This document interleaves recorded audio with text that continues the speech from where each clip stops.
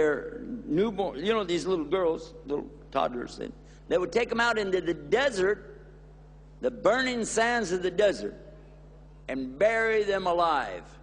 A'udhu billah. This can't even be comprehended today.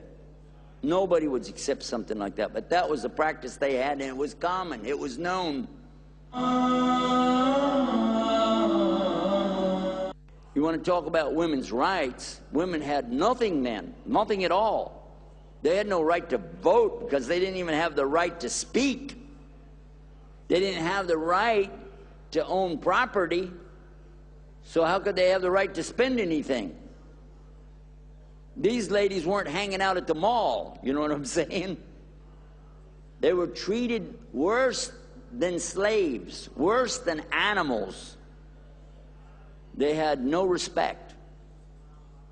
It's like, oh, you have some cattle and some women. Oh, that's good. In that order. When a baby girl would be orphaned, parents die, and she inherited their property, but she's a small girl, even 2 or 3 years old, somebody will just say, I'll marry this girl so he can take her property. That's what they did. That was their society. This is the setting that Islam came in. The first and foremost thing that comes is an order from Allah telling them to stop killing the babies, stop killing people. You know, that makes sense right away. But also that women have to be respected and treated with dignity and honor, and not abused and not used in vile ways. I know about some societies that when a husband dies, they kill his wife.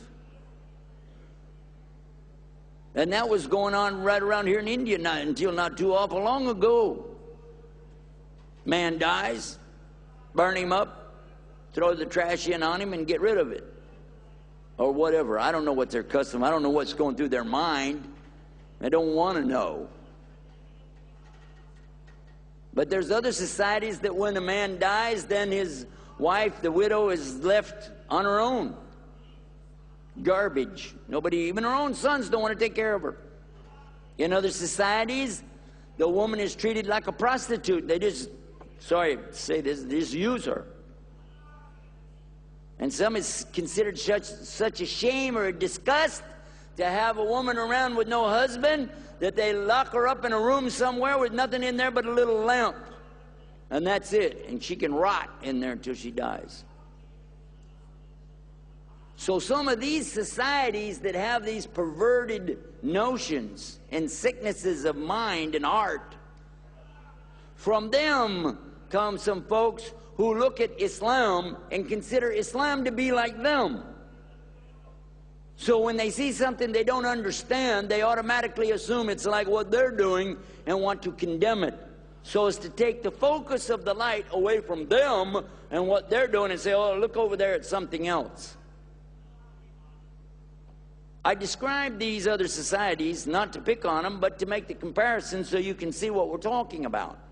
If someone were to look at us and say, well, my gosh, you're very oppressive to the women. They can't go anywhere, they can't do anything.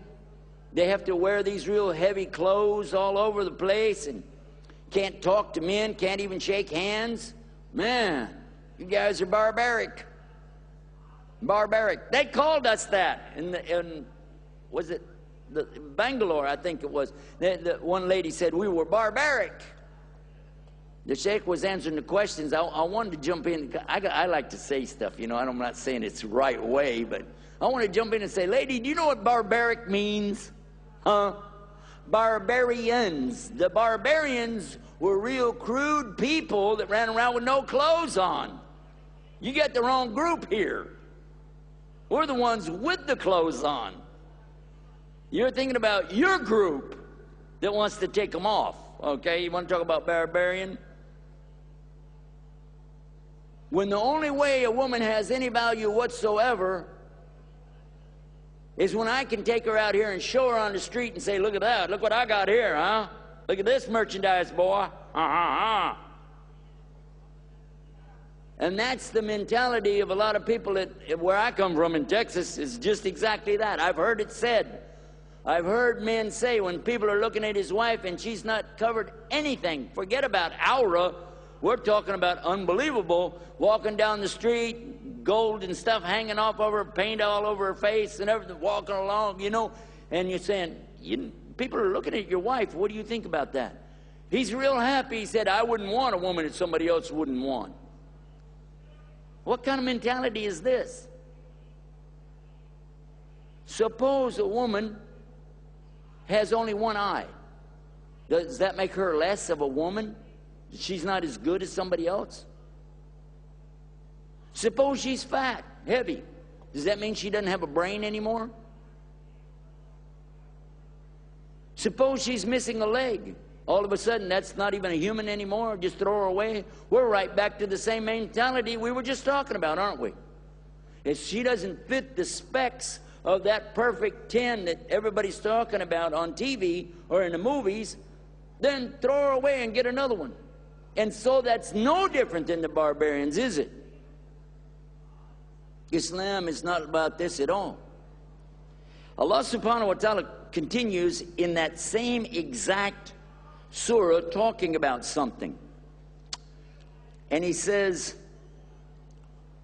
and give unto the orphans their property, and do not exchange your bad things for their good things, and don't devour their substance by adding to your substance. And this is a great sin with Allah subhanahu wa ta'ala. He hates that. Great sin. Now, the next verse, he says, and if you fear that you shall not be able to deal justly with orphan girls, then get married. And I'm going to stop right there. I stopped. You know why I stopped? Everybody know why I stopped? This is the ayah. This is the ayah that everybody keeps going from this point. They don't start where I started. This is where they start. Where I stopped is where they begin.